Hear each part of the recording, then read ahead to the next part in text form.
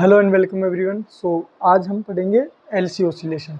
ठीक है, सबसे पहले इसका फॉर्मूला डिराइव करेंगे, बाद में देखेंगे इसमें किस तरीके से इस फॉर्मूले को हम अलग अलग तरीके से समझ सकते हैं। ठीक है, एलसी ऑसिलेशन का मतलब है क्या?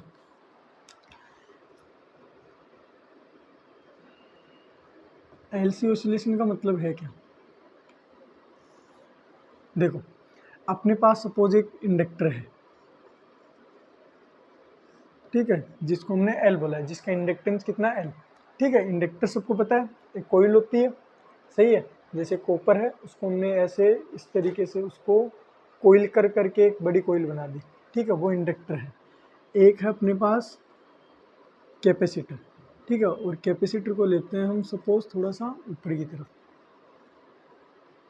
अच्छा, कैपेसिटर है और ये इंडक्टर है, ठीक है। लेकिन इससे इससे पहले हमने क्या किया? इससे पहले हमने ये जो कैपेसिटर है आपका, ठीक है, इसको थोड़ा सा नीचे बनाते हैं। एक बार डायग्राम थोड़ा सा दूसरा बनाते हैं। ठीक है, ये इंडक्टर है, इसको ऐसे रखा हमने।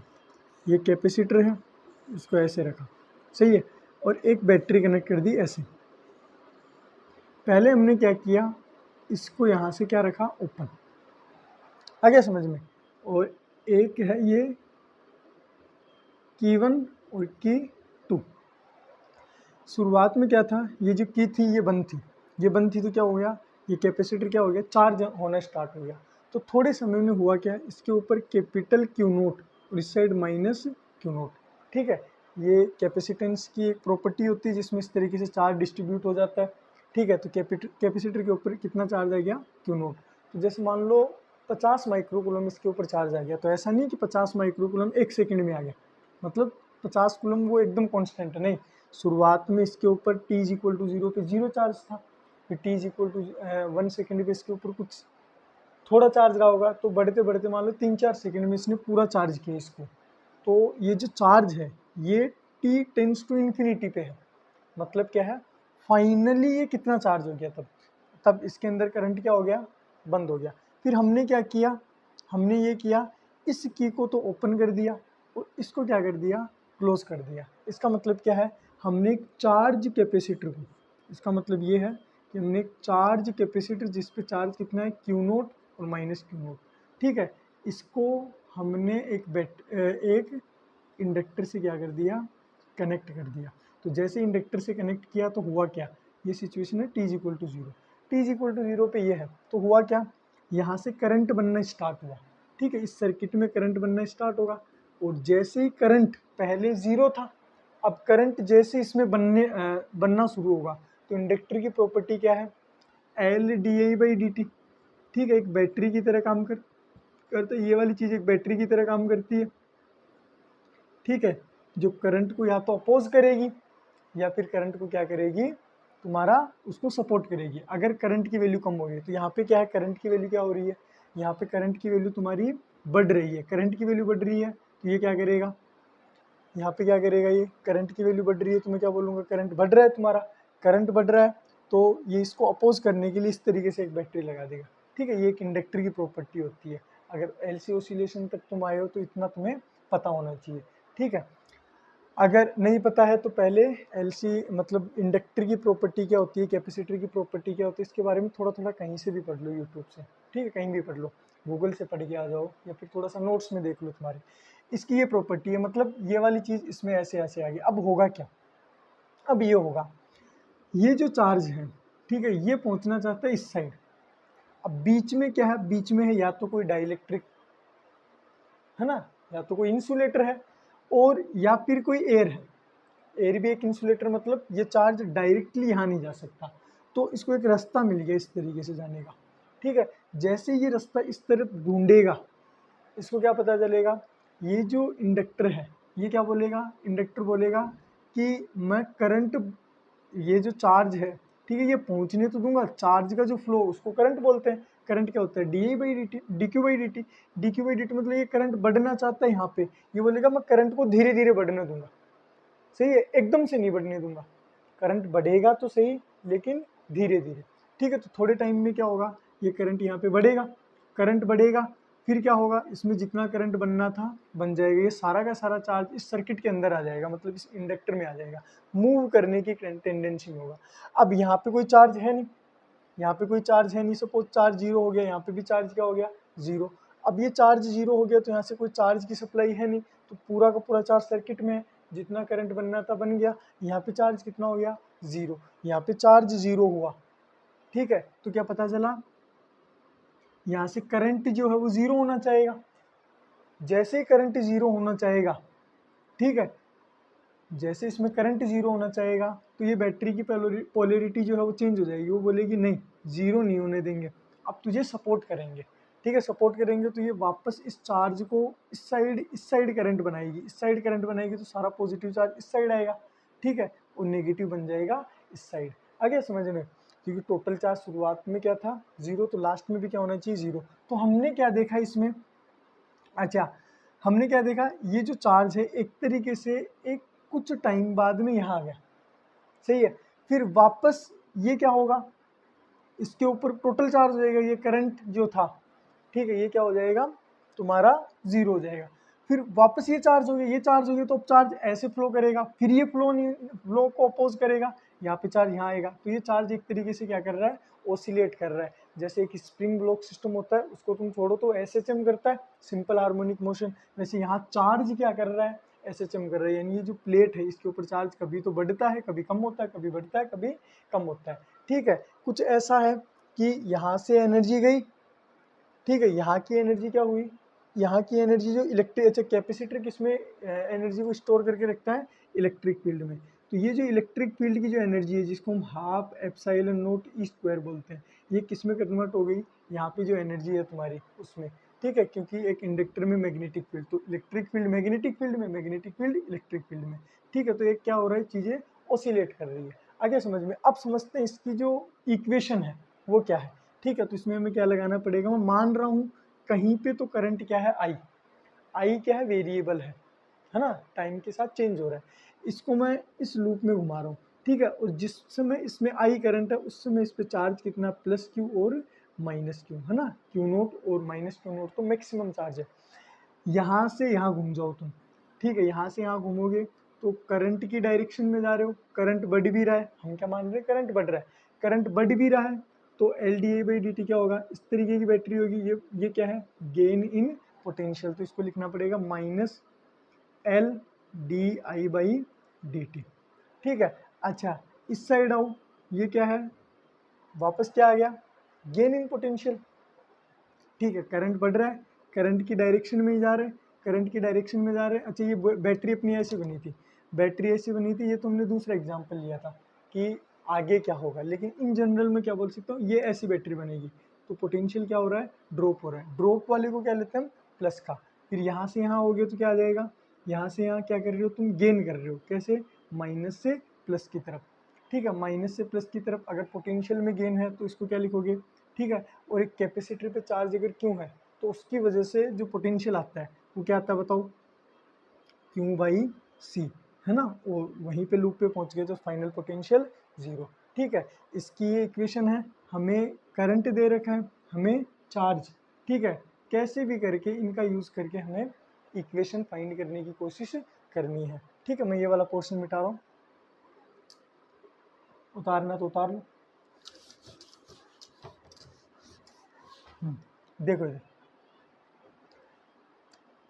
ये गेन इन पोटेंशियल है ना, ये गेन इन पोटेंशियल है, कैसे, माइनस से प्लस की तरफ, पोटेंशियल में थोड़ा सा क्या हुआ, इंक्रीमेंट हुआ तो हमने उसको माइनस लिया, उसको उस साइड ले जाओ, ठीक है, उस साइड लेके जाओ तो क्या होगा, LdI/dt इज इक्वल टू क्या आ जाएगा,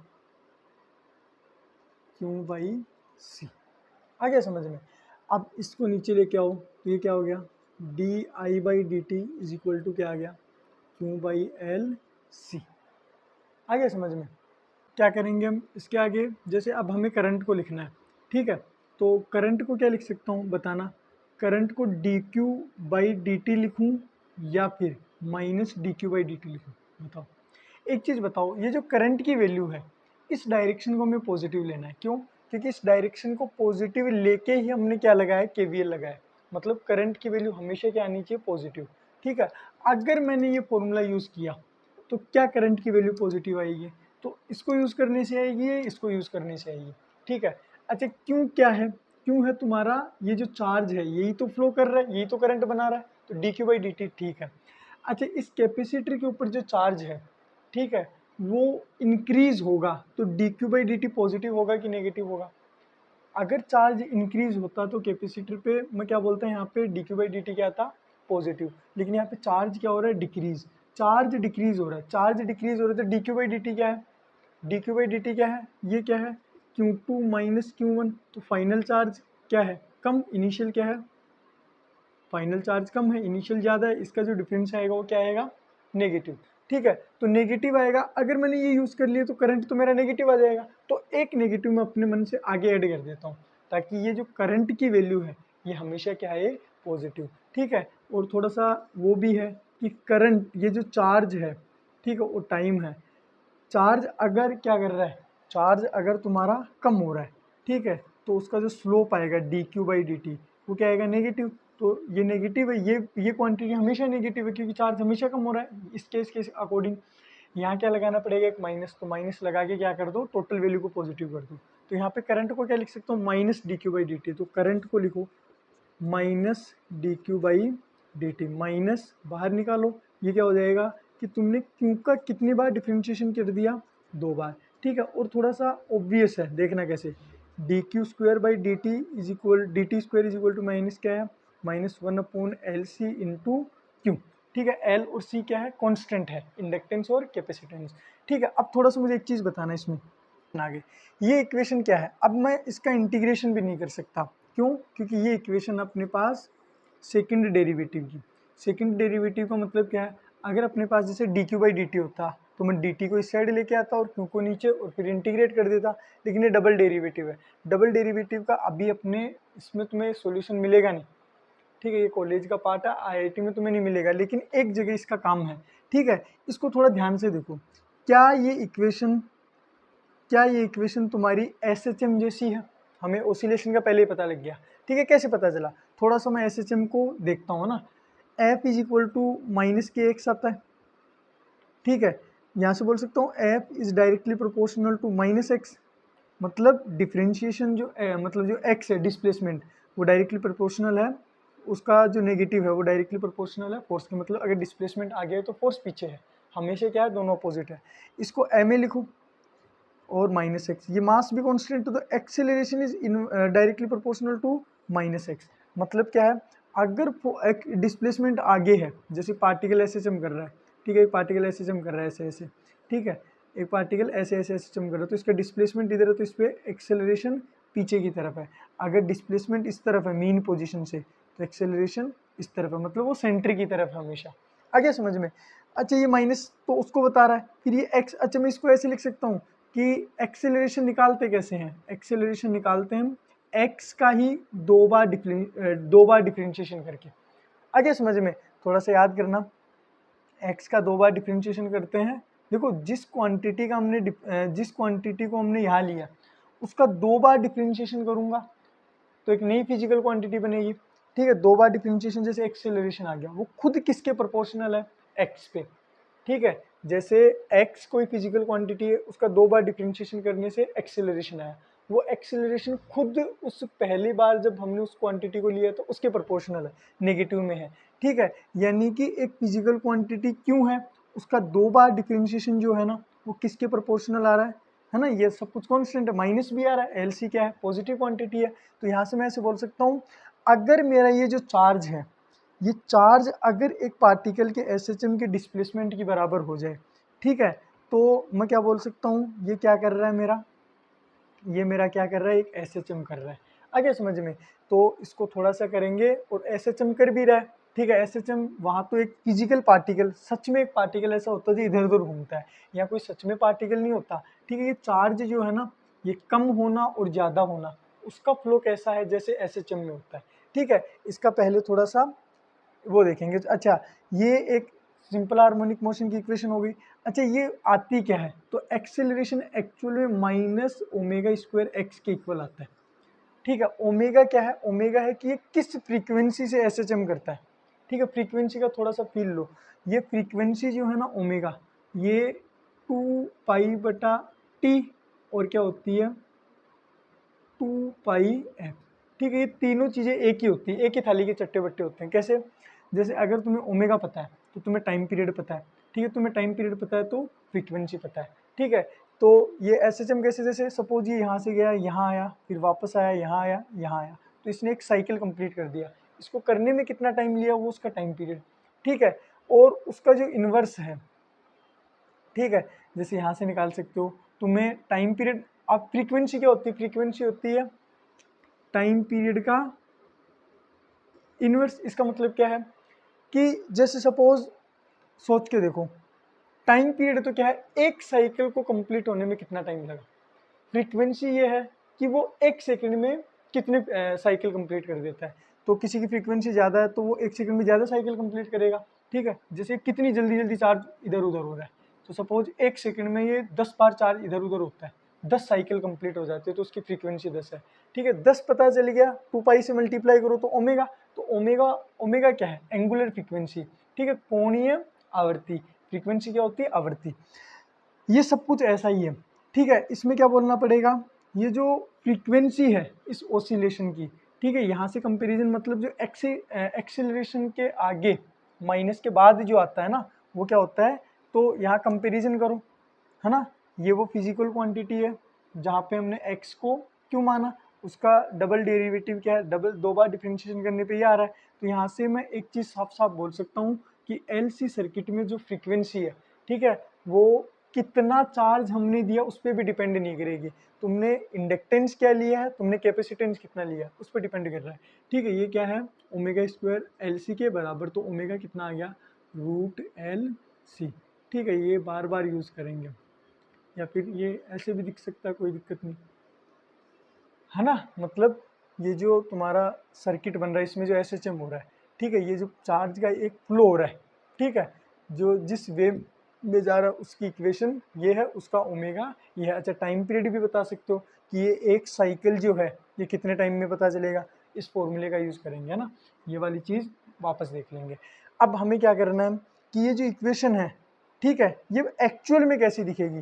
तो इस इक्वेशन में जैसे मेरे पास डिस्प्लेसमेंट x होता है, ठीक है, तो ये x इज इक्वल टू क्या आता है, a sine omega T minus omega T plus five, ठीक है। ओमेगा टी क्या है, ओमेगा टी प्लस फाइव, ये वाली जो चीज़ है, ठीक है, ये मैं किसी और वीडियो में अच्छे से डिटेल में बता दूंगा तुम्हें, आ गया समझ में। अभी के लिए मैं मान के चल रहा हूँ कि तुम्हें एसएचएम आता है, ठीक है। ये इक्वेशन क्या है, इसका डिफरेंशिएशन करते हैं तो क्या आता है, इसका डिफरेंशिएशन करते हैं तो क्या होता है। नहीं तो वीडियो थोड़ा सा लेंदी हो जाएगा, नहीं एक काम करो, वीडियो पॉज करो, अगर तुम्हें यहाँ से आगे नहीं आ रहा तो तुम थोड़ा सा एसएचएम का पीछे देख के आ जाओ, फिर आगे चलो, ठीक है। अगर तुम चाहते हो कि वो नहीं सर हम मैं थोड़ा सा वैसे भी आगे काम निकाल लूँगा इसमें, तो मैं जो बोल रहा हूँ उसको ध्यान से सुनते जाओ, ठीक है, तुम्हारा ये टॉपिक तो क्लियर हो जाएगा। आगे समझ में, तुम्हें एक बार मिटा रहा हूँ इसको।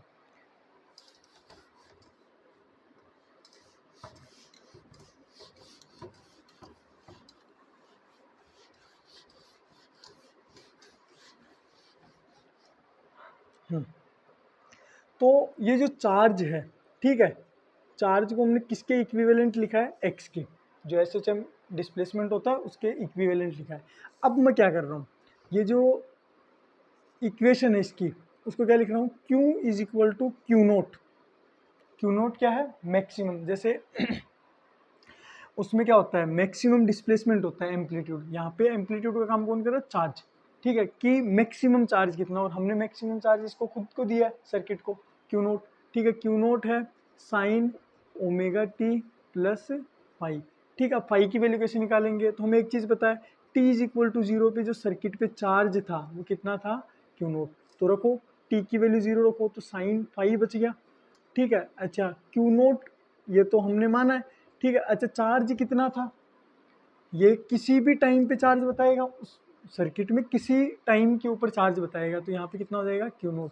जैसे ही कटता है 1 is equal to sine five, उस साइन फाइव की वैल्यू तुम्हें पता है कितनी हो जाएगी, पाई/2 या 90 डिग्री, ठीक है। जैसे ही 90 डिग्री यहाँ रखोगे तो ये क्या बन जाएगा, थोड़ा सा q is equal to q naught cos omega t, ठीक है। हम कौन सी क्वाड्रेंट में आ जाएंगे, 90 प्लस थीटा सेकेंड क्वाड्रेंट में तुम्हारा साइन क्या होता है, पॉजिटिव, और π/2 की वजह से ये चेंज हो जाएगा। तो अपने पास जो चार्ज उसके ऊपर जमा हो रहा है उसकी इक्वेशन ये आई, क्यू नोट हमने मैक्सिमम चार्ज दिया था, ये क्वेश्चन में दे रखा होगा, ओमेगा टी, ठीक है, ये कोस में आया। अच्छा, सब कुछ अपने पास नोन है, कैसे, क्यू नोट कैसे नोन है, क्यू नोट के बारे में क्या है, क्यू नोट जो है तुम्हारा, ठीक है, वो मैक्सिमम चार्ज क्वेश्चन में दे रखा होगा। ओमेगा हम निकाल लेंगे 1/√LC, अभी आया, आ गया समझ में, ठीक है। अब क्या करें, इसका डिफ्रेंशिएशन करो, dq/dt, dq/dt क्या आएगा,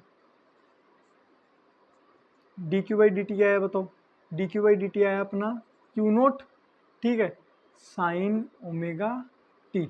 अच्छा, चेन रूल से हमें पता है, इसका डिफ्रेंशिएशन करते हैं तो ओमेगा क्या आता है, बाहर आता है, तो ये ओमेगा बाहर आ गया। अच्छा, कोस का क्या होगा, माइनस साइन, ठीक है। तो बताओ dq/dt जो है वो सर्किट में करंट है या फिर माइनस dq/dt, थोड़ी देर पहले किया था, बस इसको स्मॉल क्यू में लिखा था हमने, मैंने कैपिटल में लिख दिया, वो सेम ही है। चलो तुम्हें ऐसे समझ नहीं आता, चलो कोई नहीं, इसको स्मॉल क्यू और कैपिटल की पहले सेम ही है ना, आगे समझ में, वो चार्ज उसी को बता रहा है। तो ये माइनस का होगा, जैसे इसको माइनस का करूँगा तो माइनस dq/dt जो मेरा करंट है, जैसे माइनस यहाँ लगाऊंगा तो ये बन जाएगा omega naught omega cube note, ठीक है, और साइन का डिफरेंशिएशन वापस क्या हो जाएगा, कोस ओमेगा टी। आ गया समझ में, अरे आ गया, ठीक है। तो ये क्या है अपने पास, करंट इज इक्वल टू ये वाली चीज़ कोस का, अच्छा डिफरेंशिएशन कर दिया हमने पहले, यहाँ कोस का साइन हो गया, ये डिफरेंशिएशन कर चुके हैं, तो ये डिफरेंशिएशन ऐसे ही आएगा, ठीक है, यहाँ पे ऐसे की ऐसे, सही है। कोस का माइनस साइन किया था, माइनस साइन, फिर चेन रूल की वजह से ओमेगा बाहर आ गया, तो यहाँ पे ये ठीक है। अच्छा, ये क्या बन गया मेरा, करंट बन गया, ये सर्किट में करंट बन गया। अब आगे चलो, आगे क्या करना है, क्या ये मैक्सिमम करंट हो सकता है, हो गया, ठीक है। अच्छा, अब मैं क्या बना रहा हूँ, इसका और इसका एक ग्राफ बना रहा हूँ, ग्राफ बनाओ। ग्राफ कैसे बनाऊंगा, क्यू नोट कोस का है, कोस का ग्राफ ऐसे बनता है। अच्छा, मैं एक साइकिल तक ही क्या कर रहा हूँ, एनालिसिस उसका कर रहा हूँ, ठीक है। जैसे ये t/4, ये भी t/4, ये भी t/4, ये भी t/4, आधा, ठीक है। कौन सा चार्ज, जैसे ऐसे चम्बे नहीं करते, मीन पोजीशन से इधर गया, इधर आया, इधर आया, इधर आया, तो t/4 t/4 t/4 t/4, यानी टोटल टाइम पीरियड के हमने 4 टुकड़े कर लिए, तो मैंने भी वो 4 टुकड़े कर लिए। ये कोस का ग्राफ है, ये मैक्सिमम चार्ज क्यू नोट है, ठीक है। अब मैं करंट वर्सेज उसका ग्राफ बना रहा हूँ, तो करंट का ग्राफ बनाओ, मैक्सिमम करंट कितना है, क्यू नोट ओमेगा, ठीक है। तो ये निकाल सकते हैं, ये दे रखा है, ये 1/√LC से आ जाएगा, ठीक है। तो सब कुछ दिया हुआ है, साइन में बनेगा ग्राफ, साइन में कहाँ से स्टार्ट होता है, ऊपर, तो ये ऊपर आ गया है ना, ये कहाँ पे आ गया, इस लाइन पे आ गया, ठीक है। ये वाली लाइन ऐसे है, ये वाली लाइन ऐसे है, और ये वाली लाइन ऐसे है, तो ये यहाँ आया, फिर यहाँ गया, फिर हमें पता है ये कहाँ जाएगा, ऐसे नीचे, और फिर कहाँ जाएगा, ऊपर। आ गया समझ में। तो यहाँ पे देखो, ग्राफ को पढ़ना तुम्हें आता है कैसे, इस जैसे सपोज मैं बोल रहा हूँ इस टाइम पे चार्ज कितना है, तो इस टाइम पे मतलब एक्स एक्सिस पे तुम्हें ये देखना है, वाई एक्सिस पे हाइट देखनी है, तो इसको कैसे देखोगे, इस पॉइंटर को पकड़ते जाओ, तुम टाइम की वैल्यू बढ़ा रहे हो, मतलब एक्स एक्सिस में आगे जा रहे हो, तो ये जो ग्राफ की हाइट कम हो रही है कि ज़्यादा हो रही है उसको देखना है, ठीक है। हाइट को देखना है केवल, ये हाइट जो होती है ना, ये वाला, ये पॉइंटर तुम्हें हाइट ऐसे दिखना चाहिए, जैसे ग्राफ यहाँ है तो ये दिखना चाहिए, यहाँ है तो ये यहाँ दिखना, तो यहाँ पे कितना हो जाएगा, 0, यहाँ पे ये नेगेटिव में है, नीचे की तरफ है। तो तुम टाइम को तो हमेशा बढ़ा रहे हो, मतलब आगे जा रहे हो, टाइम को कम करोगे मतलब तुम एक्स एक्सिस में पीछे। अगर तुम्हारी ग्राफ की वैल्यू बढ़ी मतलब तुम ऊपर गए, ग्राफ की वैल्यू कम हुई मतलब कहाँ है, नीचे, ठीक है। तो मैं टाइम को तो बढ़ा ही रहा हूँ, तो बढ़ते हुए टाइम के साथ क्या हो रहा है, t=0 पे, t=0 पे मैक्सिमम चार्ज है, फिर चार्ज धीरे धीरे सर्किट से क्या हो रहा है, कम। तो एक बार मैं ये डायग्राम बना रहा हूँ, ठीक है, ताकि तुम्हें क्या आए, थोड़ी सी क्लियरिटी आए। यहाँ पे क्यू नोट चार्ज था, यहाँ पे माइनस क्यू नोट, ठीक है। तो t=0 पे मैक्सिमम चार्ज, हमने जब इसको क्लोज किया उस समय यहाँ पे चार्ज था मैक्सिमम, ठीक है। फिर धीरे धीरे क्या हुआ, करंट, ये चार्ज इसमें क्या हुआ, करंट ये पूरा का पूरा चार्ज किस में आ गया, इस इंडक्टर में आ गया, ठीक है, इस इंडक्टर में आया। फिर क्या हुआ, इस इंडक्टर ने वापस चार्ज दिया, ठीक है, यहाँ पे चार्ज 0, मतलब यहाँ पे चार्ज क्या हो गया, 0। फिर इस इंडक्टर ने यहाँ पे पॉजिटिव बना दिया, चार्ज बढ़ तो रहा है लेकिन पहले जिस प्लेट के ऊपर था उसके ऊपर उल्टा चार्ज आ रहा है। जैसे मैं इस प्लेट को एनालिसिस कर रहा हूँ कि इस प्लेट का जो चार्ज है ना वो टाइम के साथ कम हो रहा है। अब इसके ऊपर नेगेटिव चार्ज आएगा, चार्ज बढ़ेगा तो सही लेकिन नेगेटिव डायरेक्शन में, तो टाइम बढ़ रहा है, जितना बढ़ना था बढ़ गया। फिर क्या होगा, वापस कम होगा, वापस जीरो होगा, वापस जीरो के क्या हो जाएगा, वापस मैक्सिमम। ठीक है, तो सर्किट में ये जो करंट बन रहा है उसका देखो, Q is equal t is equal to zero पे चार्ज मैक्सिमम है लेकिन सर्किट में कोई करंट नहीं है, करंट जीरो, सही है। चार्ज क्या हुआ, चार्ज पूरा जीरो हो गया, मतलब पूरा का पूरा चार्ज इसमें आ गया, उस समय इसमें करंट क्या हो गया, मैक्सिमम। ठीक है, करंट मैक्सिमम हो गया। अब चार्ज बढ़ तो रहा है लेकिन यहाँ पे नेगेटिव चार्ज बढ़ रहा है, यहाँ पे नेगेटिव चार्ज बढ़ रहा है और यहाँ पे करंट क्या हो रहा है, कम। क्यों, क्योंकि पूरा चार्ज यहाँ आ गया। अब ये इसको सपोर्ट करेगा, सपोर्ट करने के लिए बैटरी कैसे लगाएगा, बैटरी इसमें ऐसे लगाएगा, जैसे करंट है तो इसी डायरेक्शन में, तो उसको सपोर्ट करने के लिए ऐसी बैटरी लगाएगा। तो अब ये चार्ज यहाँ जाएगा तो पॉजिटिव चार्ज यहाँ जाएगा, नेगेटिव चार्ज यहाँ जाएगा। तो इस तरीके से क्या हो रहा है, ओसिलेट कर रहा है। अब इसमें देखो क्या है, इसमें दो ये कुछ मतलब मेरे हिसाब से तो ये कुछ नया है ही नहीं। ठीक है, इनफाइनाइट टाइम तक ऐसे चम करता रहेगा यहाँ से यहाँ, आइडियल केस में। ठीक है, बाकी हमें पता है अगर इस कोइल का और इस कैपेसिटेंस का क्या हुआ, कोई रेजिस्टेंस हो गया तो ये एनर्जी को क्या करते रहेंगे, लॉस करते रहेंगे। लेकिन अगर ये आइडियल केस माने तो इनफाइनाइट टाइम तक क्या करेंगे, ओसिलेट करेंगे। इसमें एक चीज़ देखो, मुझे जो इसमें थोड़ा सा जो बढ़िया चीज़ लगी उसको देखो, ये दो हकीकत में एक बैटरी है। ठीक है, बैटरी जैसा ही है, बस बैटरी का काम क्या होता है, इस पोलैरिटी को मेंटेन करना। जैसे ये हमेशा 10 वोल्ट बना के रखेंगे, इन दो पॉइंट के बीच में जो पोटेंशियल डिफरेंस है, ठीक है, उसको 10 बना के रखेंगे। पोटेंशियल डिफरेंस क्या मेंटेन कर, मतलब पोटेंशियल डिफरेंस किस चीज़ को बताता है कि यहाँ से यहाँ अगर कोई चार्ज मूव करना है, ठीक है, जैसे पोटेंशियल डिफरेंस यहाँ से यहाँ कितने का है, कम का है, ड्रॉप हो गया पोटेंशियल, अगर ड्रॉप हुआ है तो पोटेंशियल इलेक्ट्रिक फील्ड की डायरेक्शन में क्या होता है, कम होता है। तो इलेक्ट्रिक फील्ड इधर, तो कोई चार्ज इधर जाएगा कि इधर आएगा, तो वो चार्ज को बताता है। ठीक है, पोटेंशियल, पोटेंशियल एनर्जी जैसा है। ठीक है, जैसे स्प्रिंग में होता है कि यहाँ है, यहाँ स्प्रिंग की कोई एनर्जी है, ठीक है, वैसा ही यहाँ है ना। एग्जैक्टली हम सर्किट में कहीं एकदम प्रैक्टिकली जाके नहीं देख सकते, मैकेनिक्स में फिर भी देख सकते हैं, यहाँ ऐसा कुछ कर नहीं सकते हैं। ठीक है, होगा क्या, तो इसकी एक एनालॉजी बना सकते हैं कि ऐसा ऐसा कुछ होता है, ताकि हम थोड़ा सा याद रख सके, थोड़ा सा कनेक्ट कर सके। नहीं है तो सब कुछ मैथमेटिकल, आगे समझ में, ये मैथमेटिक्स बोलना क्या चाहती है, ये हमें इस पे थोड़ा सा ध्यान देके समझना पड़ेगा। तो ये हकीकत में दो बैटरी है। ठीक है, इस ओरिजिनल जो अपने को बैटरी जिसको हम आइडियल बैटरी मानते हैं वो क्या है, 10 वोल्टेज हमेशा बना के रखती है। ठीक है, वो जितना चार्ज यहाँ भेजती है, जितना चार्ज ये सप्लाई करती है, उतना चार्ज वापस घूम के आ जाता है। तो चार्ज यहाँ पे जो पोलैरिटी है वो मेंटेन रहेगी दो प्लेट की, तो वोल्टेज भी क्या रहेगा, सेम। ये दो बैटरी है, लेकिन इन दो बैटरी की क्या खासियत है, ये हमेशा वोल्टेज सेम नहीं रखती। कैसे, ये इसका जो वोल्टेज होता है, ठीक है, ये दो प्लेट बना दी, इसका मतलब ये नहीं है कि ये दो प्लेट बिल्कुल बराबर है, यहाँ पे छोटी प्लेट है यहाँ पे बड़ी प्लेट है। दो प्लेट ही तुम्हारी इसके अंदर कैपेसिटर को, अगर कैपेसिटर के अंदर वो केमिकल रिएक्शन भी करा दूंगा ना, तो कैपेसिटर भी तुम्हारा क्या बन जाएगा, तुम्हारा बैटरी की तरह काम करना लगेगा। ठीक है, तो बैटरी और इसमें क्या फर्क है, ये मेंटेन नहीं रखता। अगर इसको मौका मिलेगा तो ये सर्किट से चार्ज को फ्लो कर देगा, चार्ज को कम कर देगा। ठीक है, और चार्ज को कम कर देगा तो वो मेंटेन नहीं रहेगा पोटेंशियल। क्यों, क्योंकि क्या होता है, Q is equal to C into V, capacitor पे चार्ज कम होगा, Q is directly proportional to V, तो ये वोल्टेज मेंटेन नहीं करके नहीं रखता। तो बस बैटरी जैसा है लेकिन बैटरी नहीं है। ये भी एक बैटरी की तरह काम करता है लेकिन ये करंट बेसिस पे करता है। ठीक है, कि करंट का फ्लो बढ़ेगा तो बैटरी कुछ ऐसी बनेगी कि वो आगे की मतलब अपोज करे उसको, करंट कम होगा तो उसको सपोर्ट करेगा। तो ये करंट के चेंज पे काम करता है। ठीक है, और ये चार्ज पे काम करता है। ठीक है, दोनों में क्या है, दोनों एक बैटरी की तरह है, एक तरीके से मान सकते हो। ये बैटरी अपनी एनर्जी इधर देती है, ये बैटरी अपनी एनर्जी इधर देती है, तो एनर्जी का भी क्या होता है, एक ओसिलेशन होता है, एक दोलन होता है। आगे समझ में, तो एनर्जी वाला पार्ट बाद में करेंगे। तो तुम कैसे समझ सकते हो इसको कि सर एक बैटरी है, ठीक है, जो चार्ज सप्लाई करके, ठीक है, करंट को इस साइड लेके आती है, मतलब सारा का सारा चार्ज यहाँ लाके पटक देती है।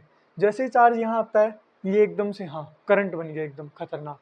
फिर बोलेगा, ये बोलेगा कि अब अगर टोटल चार्ज मेरे ऊपर जीरो है, मेरे ऊपर अगर टोटल चार्ज जीरो है और तुम्हारे अंदर करंट मैक्सिमम है, ठीक है, तो मैं क्या करूँगा, मैं करंट की सप्लाई जीरो करूँगा। ये क्या बोलेगा, मैं करंट को जीरो करूँगा, क्योंकि करंट आएगा ही नहीं, करंट मतलब चार्ज का फ्लो। तो ये बोलेगा ठीक है करंट जीरो हो जा, लेकिन होना है धीरे धीरे। ठीक है, तो धीरे धीरे जब होगा ना तो ये चार्ज वापस जमा कर लेगा, लेकिन इस बार अपोजिट डायरेक्शन में करेगा। ठीक है, इसको ऐसे याद रखोगे तो बेटर है। ठीक है, और इसकी एक एनालॉजी समझते हैं। वो एनालॉजी क्या है कि मेरे पास एक स्प्रिंग ब्लॉक सिस्टम है। ठीक है, हमने शुरुआत की थी उस समय हमने बोला है कि ये जो मीन पोजीशन है इसको मैं अगर एक्स ए डिस्प्लेस करके इसको छोड़ देता हूँ, तो ए डिस्प्लेस करके ऐसे छोड़ूंगा। ठीक है, तो ये जो मीन पोजीशन से डिस्प्लेसमेंट एक्स है ये काम करेगा चार्ज का। सही है। अच्छा, इसका जो डिफ्रेंशिएशन आता है D x by D T, velocity. ठीक है, वेलोसिटी किसका काम करेगी, वेलोसिटी इसका डिफ्रेंशिएशन कर दो तो वेलोसिटी काम करेगी करंट का। ठीक है, करंट मैक्सिमम है वो है नहीं है, तुम्हें कैसे देखना है कि एक ब्लॉक है मीन पोजीशन से कहाँ है। ठीक है, इसको थोड़ा सा फील कर लो कि वेलोसिटी मैक्सिमम है कि नहीं है। जैसे सपोज मेरे पास एक स्प्रिंग है, इसको थोड़ा सा आगे लेके जाता हूँ, थोड़ा सा आगे ले जाके छोड़ूंगा तो ये कहाँ आएगा, पीछे। तो पीछे आएगा, आते आते इसकी स्पीड बढ़ जाएगी, स्पीड बढ़ गई, अब उस बढ़ती हुई स्पीड से ये आगे चलने की कोशिश करेगा, लेकिन यहाँ तक क्या है, यहाँ तक तो ठीक है। फिर ये आगे जाने की कोशिश करेगी तो स्प्रिंग इस पे फोर्स कहाँ लगा देगी, पीछे। ठीक है, तो ये यहाँ था तो स्प्रिंग इसको इस तरफ खींच रही थी, लेकिन जैसे ही इस तरफ आने की कोशिश करे तो स्प्रिंग फोर्स इधर लगा रही है। मतलब हमेशा फोर्स कहाँ लग रहा है, सेंटर की तरफ। तो तुम्हारा डिस्प्लेसमेंट इधर है तो फोर्स इधर, तुम्हारा डिस्प्लेसमेंट इधर है तो फोर्स इधर। ठीक है, तो ये एकदम उसकी तरह सिमिलर है ना। और ये होता कैसे, ये मीन पोजीशन पे सबसे तेज होता है, यहाँ से आगे जाता है, मीन पोजीशन से खूब स्पीड में जाता है। ठीक है, जाते जाते जीरो, फिर स्पीड वापस बनती है, यहाँ मैक्सिमम, फिर यहाँ पे जीरो। तो एक झूले की तरह। लेकिन झूले और इस सिंपल हार्मोनिक में क्या फ़र्क है, ये थोड़ा आर्क में होता है और ये बिल्कुल सिंपल, मतलब एक स्ट्रेट लाइन में होना चाहिए। तो एनालॉजी तो है कि झूला है, इसको तुम एक्सट्रीम से छोड़ो, ऐसे जाएगा, यहाँ पे क्या हो गया, जीरो, वेलोसिटी जीरो, लेकिन ये मीन पोजीशन से डिस्प्लेसमेंट मैक्सिमम, फिर वापस आया, वेलोसिटी मैक्सिमम, तेज धीरे, है ना, यहाँ से धीरे तेज, फिर धीरे तेज धीरे। तो डिस्प्लेसमेंट इस साइड है ना। तो डिस्प्लेसमेंट को तुम चार्ज समझोगे, और जो करंट है, ठीक है, उसको किसकी तरह मानना है, वेलोसिटी। तो तुम्हें कभी भी बोल रहे कि सर्किट में चार्ज मैक्सिमम है मिनिमम, या तो ग्राफ से याद रखो, ऐसे उसको सोच नहीं सकते कि यहाँ आ गया ये मैक्सिमम आ गया। ठीक है, इतना दिमाग नहीं लगाना, या तो ग्राफ से ध्यान रखो, या फिर ये वाला डायग्राम। ठीक है, इसमें जो डिस्प्लेसमेंट है वो चार्ज है, सही है, और जो करंट है वो वेलोसिटी है। आगे समझ में, तो इसको इस तरीके से समझोगे तो कभी दिक्कत नहीं आएगी। आगे समझ में। अब थोड़ा सा समझते हैं, इसमें एनर्जी जो है ना, क्या वो कांस्टेंट है। ठीक है, सपोज शुरुआत में हमने t इक्वल टू जीरो पे इसको चार्ज कर दिया। एक चार्ज कैपेसिटर में एनर्जी कितनी होती है, ठीक है, उससे शुरू करेंगे, इसको मैं मिटा रहा हूँ।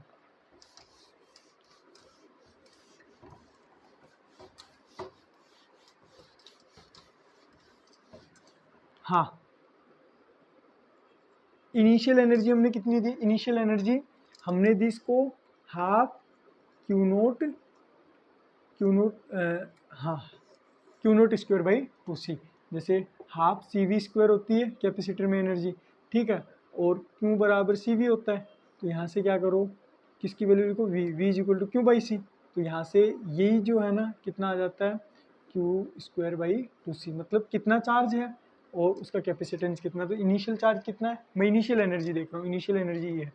अब मैं देख रहा हूँ किसी टी टाइम में, मतलब जब ये चार्ज यहाँ से निकल के यहाँ आ गया, तो चार्ज यहाँ पे क्यों है, यहाँ पे करंट आई है, तो टोटल एनर्जी देख रहा हूँ, है ना, फाइनल एनर्जी देख रहा हूँ किसी भी टाइम टी पर।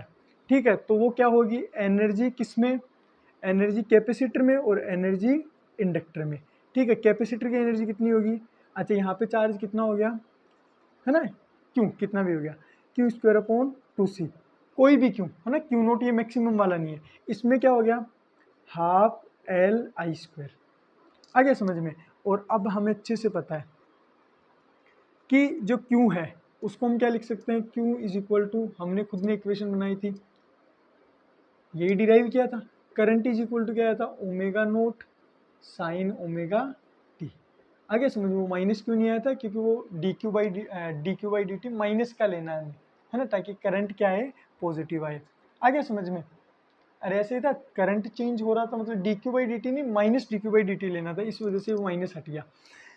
अच्छा, वैसे भी ये माइनस का होता तो स्क्वायर की वजह से कोई फर्क नहीं पड़ता, इसको यहाँ रखो, ठीक है, करंट को यहाँ रखो, ये देखो क्यू नोट स्क्वायर, क्यू की जगह ये वैल्यू रखो कोस square omega T by 2c plus, अच्छा हाफ एल, इसको रखो, आई को रखो Q naught square omega square और साइन स्क्वायर ओमेगा टी।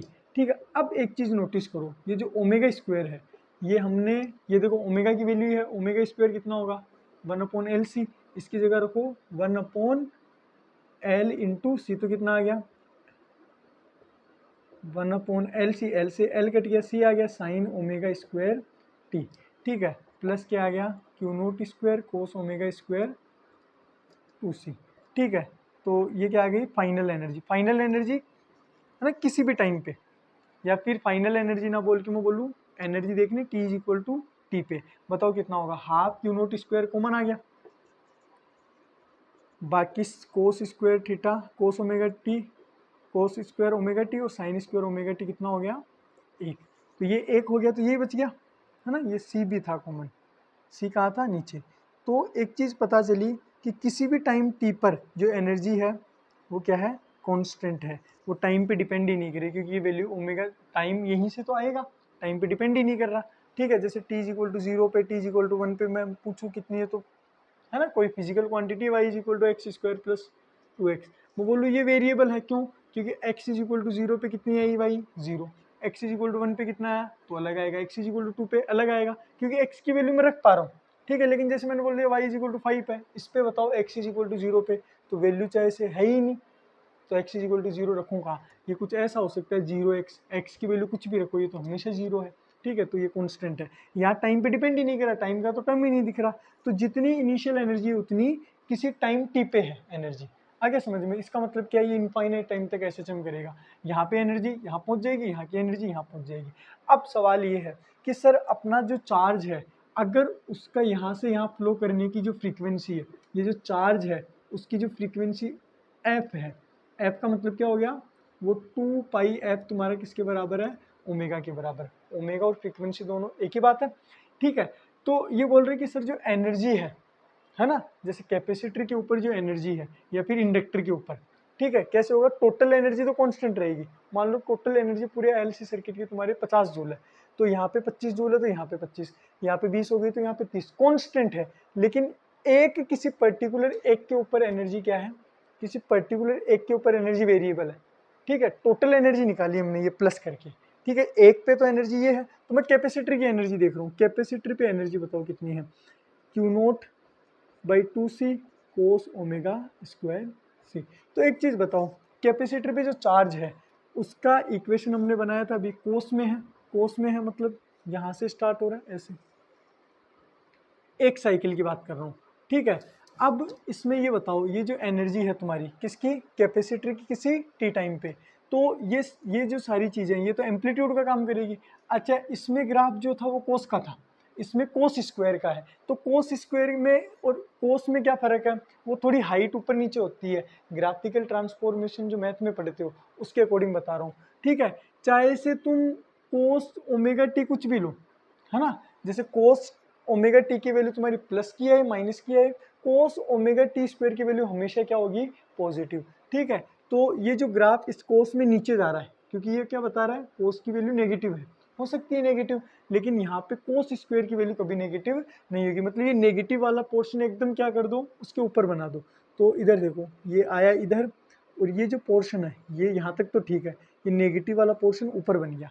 ठीक है, अब मुझे एक चीज़ बताओ, ये साइकिल जो बन रही है ऐसे आगे बन रही है, सही है। अच्छा, मैं यहाँ से यहाँ देख रहा हूँ एक बार के लिए, ये ग्राफ यहाँ से यहाँ, ठीक है, एक चीज़ बताओ, यहाँ से लेके यहाँ तक तुम्हारा जो ग्राफ है, ठीक है, इसको थोड़ा सा सही बनाते हैं ना, ये वाला पॉइंट यहाँ है, ये वाला यहाँ है, ये वाला यहाँ है और ये वाला यहाँ है।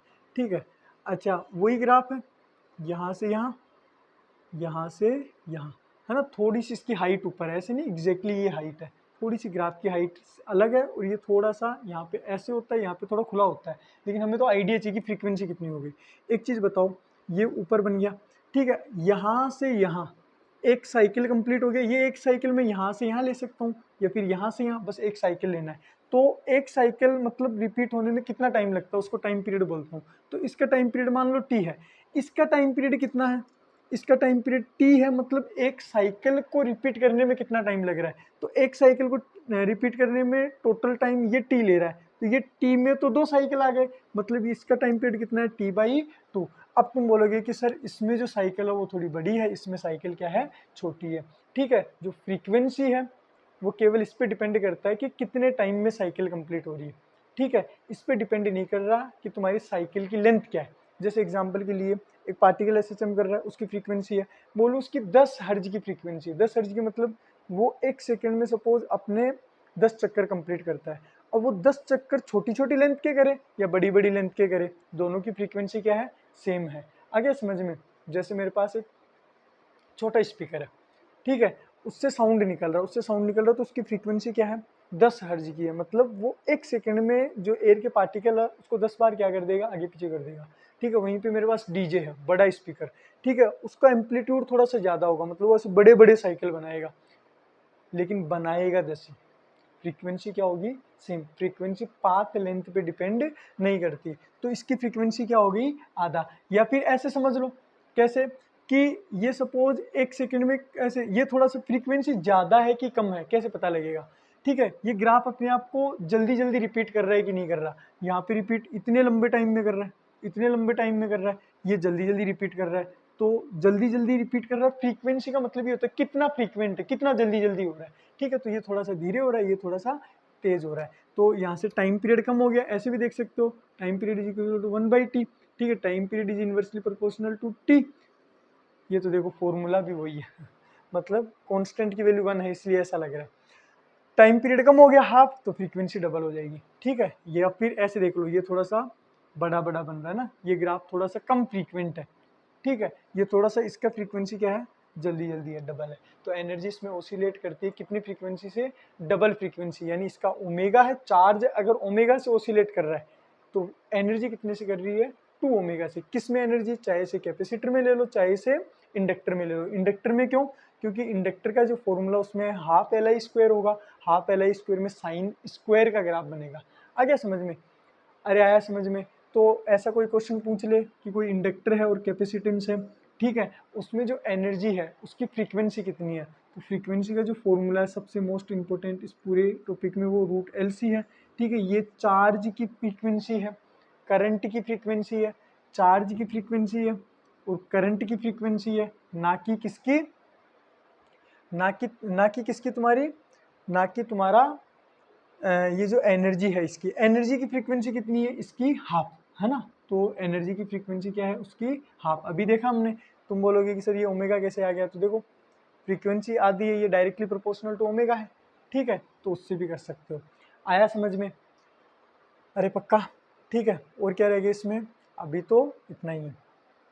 एलसी ऑसिलेशन बता ही दिया, ये ओमेगा की फ्रीक्वेंसी है। इसमें चार्ज पूछ सकता है, हाँ एक चीज़ पूछ सकता है इसमें कि ये जो तुम्हारा मैक्सिमम करंट है, ठीक है, इसकी वैल्यू बताओ। तो तुमने इनिशियल कितना चार्ज किया इसको, ये निकाल लो तुम, फिर ओमेगा की वैल्यू निकाल ही लो। ठीक है, ओमेगा की कितना हो जाएगी, 1/√LC। दोनों को क्या कर दो, मल्टीप्लाई। फॉर्मूले याद मत रखो, मेथड थोड़ा सा दिमाग में रखो।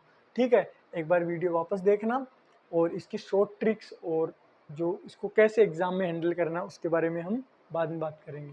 ठीक है, थैंक यू।